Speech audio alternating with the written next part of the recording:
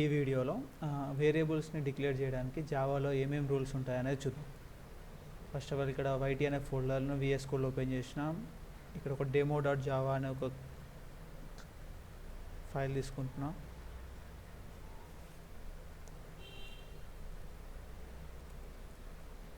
Class demo public static wide main string అరే args main method తీసుకున్నా. ఒక వేరియబుల్ని డిక్లేర్ చేయడానికి ఫస్ట్ మనం ఒక డేటా టైప్ అనేది ఇస్తాం. ఫర్ ఎగ్జాంపుల్ ఇచ్చినాం. ఇక్కడ వేరియబుల్ నేమ్కి ఏమేమి రూల్స్ ఉంటాయనేది చూద్దాం. ఫస్ట్ రూల్ ఏంటంటే ఆల్ఫాబెట్స్ ఉండొచ్చు, స్మాల్ ఆర్ క్యాపిటల్, డిజిట్స్ ఉండొచ్చు 0 to 9. అలాగే స్పెషల్ సింబల్స్ అనేటివి ఒక అండర్స్కోర్ అండ్ డాలర్ సింబల్, ఈ రెండే ఉంటాయి స్పెషల్ సింబల్స్లో. ఇవి కాకుండా మిగతా ఇవి యూజ్ చేయకూడదు. ఫర్ ఎగ్జాంపుల్ ఒక నేమ్ అని ఇచ్చేసా, ఏజ్ ఇంటి కదా, ఒక ఏజ్ అనేది ఒక వేరియబుల్ ఇచ్చేసిన 20.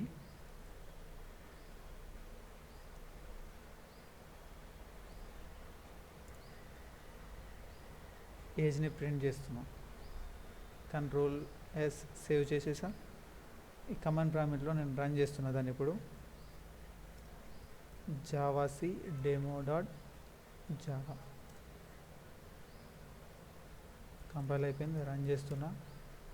జావా డెమో 20 అనేది ప్రింట్ అయిపోయింది. ఇక్కడ ఈ వేరియబుల్ నేమ్కి ఎలా ఇవ్వాలనేది ఇక్కడ ట్రై చేస్తాం డిఫరెంట్గా. ఈ వేరియబుల్ నేమ్ అనేది డిక్లేర్ చేయడం వల్ల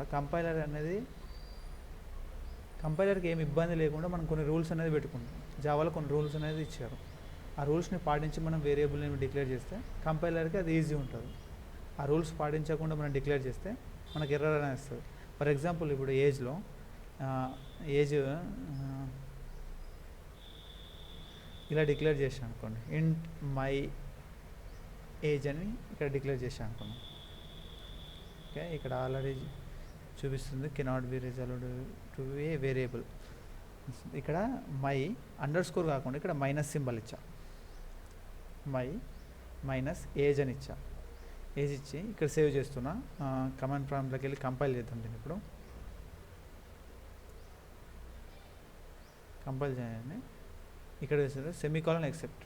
ఇక్కడ ఏమనుకుంటుందంటే కంపైలర్ ఏమనుకుంటుందంటే ఇక్కడ వరకు ఇంట్ అయిపోయింది, డేటా టైప్ డిక్లేర్ చేశాడు, మై అనగానే వేరియబుల్ డిక్లేర్ చేసేసాడు. ఈ మైనస్ అనగానే ఇక్కడ వరకు వేరియబుల్ డిక్లేర్ అయిపోయింది, ఇక్కడ సెమీకాలన్ రావాలి. కానీ ఇక్కడ మైనస్ వచ్చిందంటే ఇక్కడ మైనస్ ఏమని చెప్తుందంటే ఈ వేరియబుల్ నుంచి ఈ వేరియబుల్ని మైనస్ చేస్తుండు అనేది కంపైలర్ అలా ట్రీట్ చేస్తుంది. అది కూడా ఎప్పుడు మళ్ళీ వేరియబుల్ డిక్లేర్ చేసేటప్పుడు. It is not possible. So మనకు ఎర్రర్ అనేది ఇచ్చేసింది. అలా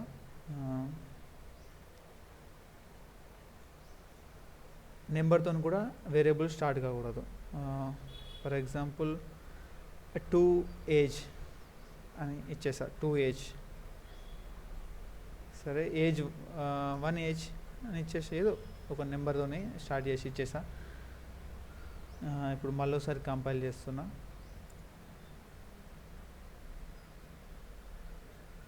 నాట్ ఏ స్టేట్మెంట్ అని ఇచ్చింది, మళ్ళీ సెమీకాలన్ ఎక్సెప్టెడ్ అని ఇచ్చింది. 2 ఎర్రర్స్ ఇచ్చింది. ఇది ఇక్కడ ఏమనుకుంటుందంటే కంపైలర్ 1 రాగానే ఇక్కడ వేరియబుల్ కాదు డిక్లేర్ చేసేది, ఇక్కడ ఏదో నెంబర్ వస్తుంది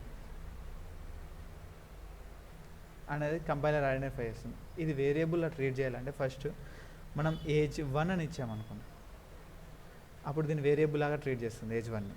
కంట్రోల్ ఎస్. మళ్ళీ ఇప్పుడు కంపైల్ చేస్తాం.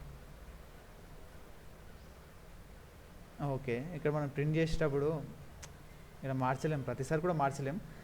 ఇంతకుముందు ఎగ్జాంపుల్స్లో కూడా మార్చినా కానీ మనకు ఆ ఎర్రర్స్ అయితే వస్తాయి. మీరు ట్రై చేయండి. ఏజ్ 1 కంట్రోల్ ఎస్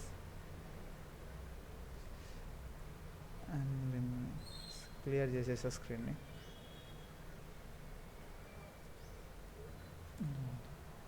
మనకి అవుట్పుట్ అనేది వచ్చేసింది. ఇంకా మనం స్పెషల్ సింబల్స్ ఏం యూజ్ చేసుకోవచ్చు అని 2. ఒకటి అండర్ స్కోర్ ఫస్ట్ యూజ్ చేసుకోవచ్చు. ఓకే, ఇదైనా వస్తుంది, లేకుంటే మళ్ళీ డాలర్, ఈ డాలర్ సింబల్ కూడా మనం యూజ్ చేసుకోవచ్చు.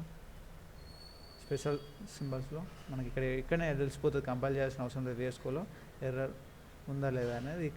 ఇక్కడ చూపిస్తుంది అండర్లైన్, ఎందుకంటే ఇక్కడ మనం ఈ వేరియబుల్ నేమ్ మార్చేసాం, ఇక్కడ కూడా మార్చేసి ప్రింట్ చేసేస్తే అయిపోద్ది.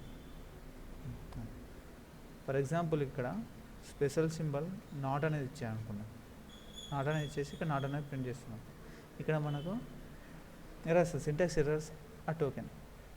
ఇక్కడ నాట్ సింబల్ అనేది ఇక్కడ యూజ్ చేయకూడదు, ఎందుకంటే మనకి జావాలో నాట్ అనేది ఒక ఆపరేటర్. ఈ ఆపరేటర్ని మనం వేరియబుల్ యూజ్ చేసాం, ఫస్టే కాదు ఇది లాస్ట్లో కూడా యూజ్ చేయలేము మనం, ఇది ఎక్కడ కూడా యూజ్ చేయలేము. స్పెషల్ సింబల్స్లో రెండే యూజ్ చేయొచ్చు, ఒకటి అండర్స్కోర్, ఇంకోటి డాలర్ సింబల్.